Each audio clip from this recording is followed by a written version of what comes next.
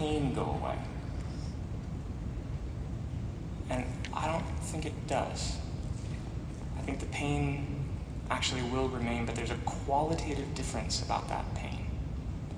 And I think the best illustration for this is in the scars of Jesus in the hands and the feet.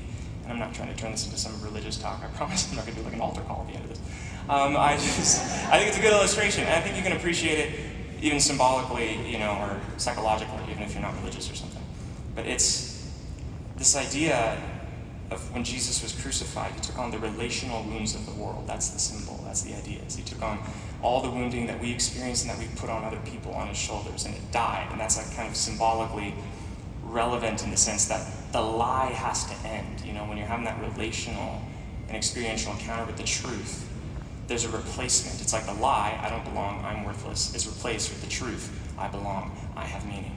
Right? So there's some sort of death of the lie, and then in the resurrection of the truth, he still has scars, and it's such a weird part of the story. But what's interesting is that he goes on long walks with his disciples even though there's holes in his feet.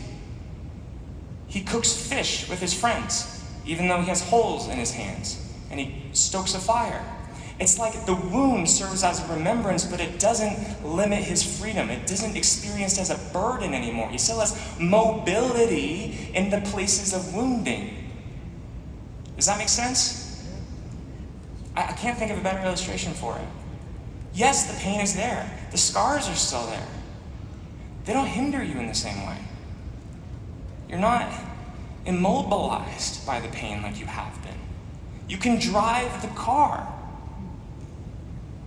And then I also think another caveat here is I think we can forgive in layers. I think that's reasonable. In the same way that when you fix your car, maybe you've had a terrible car like I had in college. I had this $500 car that broke every month. And the problem is you hear a weird sound and you take it to the repair shop and you get that fixed, but then you drive it, you hear another weird sound, and it's we didn't really know that this part was broken until we fixed that part, and then we realized that was broken, that whole thing. I think it's just a scheme. I think they're just trying to get money from me. They knew it was broken. They waited to get me back in. I think sometimes you heal a wound and then it reveals this other thing that was there too. You heal stuff with your dad and then you realize, I think I have some stuff with mom. Or you heal stuff with dad and then you realize there's more to dad than I thought. You forgive one dimension of a relationship and then you realize there's this whole other dimension of the relationship I have to process. Different seasons of your life stress you in different ways. They push you in different ways, My mentor, Frank, when his dad died, his dad was physically violent towards him. And he went through a healing process similar. He described it in a different way within IFS, but he went through a healing process pretty similar and experienced a really strong degree of freedom in the way that I feel like I've experienced, but then he went to his father's funeral. And his father's funeral was deeply heavy, and he found himself with a tight chest, and with a lot of grief, and some of the anger resurfaced, and he held space for that. And I asked, do you think that means that you weren't really healed? He's like, no, I just think that healing has layers, and we can be gentle with ourselves. We can offer ourselves the nurture and the kindness in times of ambiguity and uncertainty. Perhaps maybe even some of the kindness and uncertainty that you didn't receive. And that's okay. And so therefore that question of have I really forgiven actually has a lot more flexibility to it. I don't think there's this big pressure. Do you ever really heal from trauma? I think so. Yes. And we can heal in layers.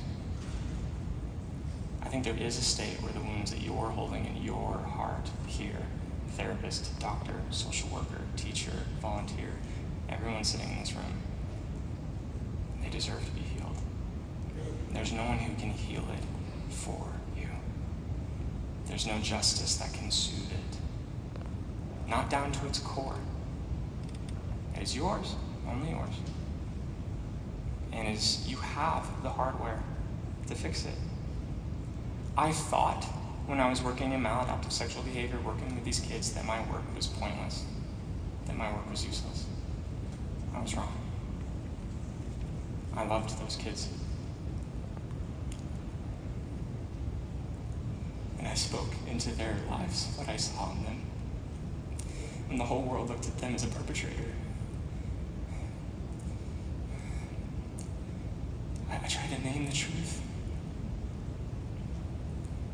And I really do believe that some of them were able to take in some of that love, and it's not my responsibility to open that place in their hearts for them, but just to be that place of love for them.